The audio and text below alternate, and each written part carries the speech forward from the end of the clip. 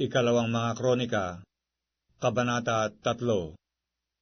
Nang magkagayoy, pinasimulan ni Salomon na itayo ang bahay ng Panginoon sa Jerusalem sa bundok ng Moraya, na pinagkakitaan ng Panginoon kay David na kanyang ama, sa dakong kanyang pinaghandaan na pinagtakdaan ni David sa giikan ni Ornan na Jebuseo.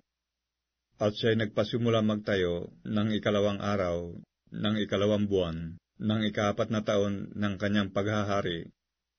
Ang mga ito nga ay ang mga tatagambaon na inilagay ni Salomon na ukol sa pagtatayo ng bahay ng Diyos.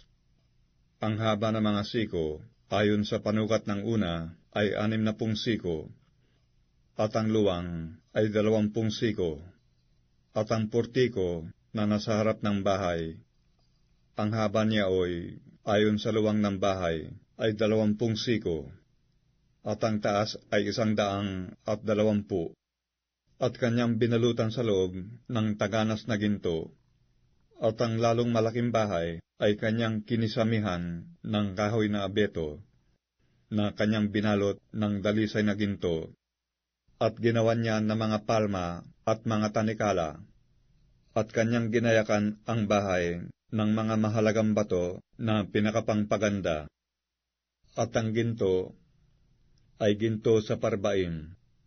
Kanyang binalutan din naman ng ginto ang bahay, ang mga sikang, ang mga pintuan, at ang mga panig niyaon, at ang mga pinto, at inukitan ng mga kerubin sa mga panig niyaon, at kanyang ginawa ang kabanal-banalang bahay.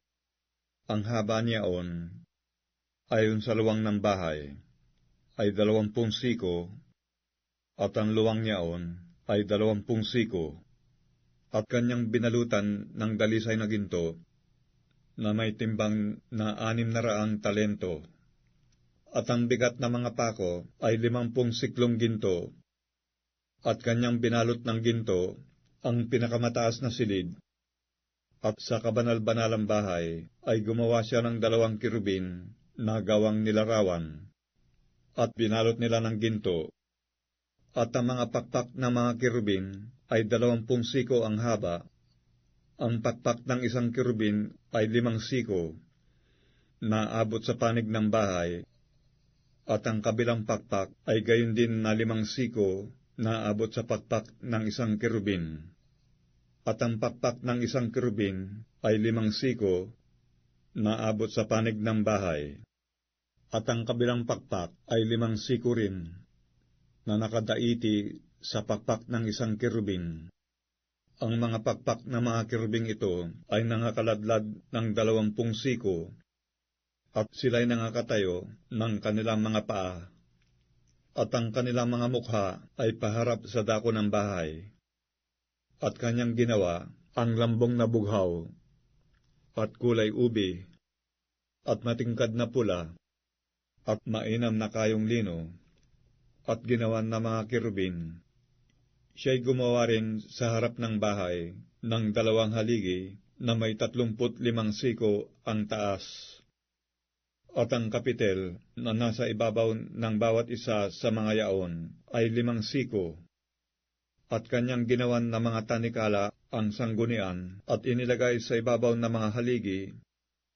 At siya'y gumawa ng 100 granada at inilagay sa mga tanikala, at kanyang itinayo sa mga haligi sa harap ng templo, ang isa'y sa kanan, at ang isa'y sa kaliwa, at tinawag ang pangalan niyaong nasa kanan ay Hakin, at ang pangalan niyaong nasa kaliwa ay Boaz.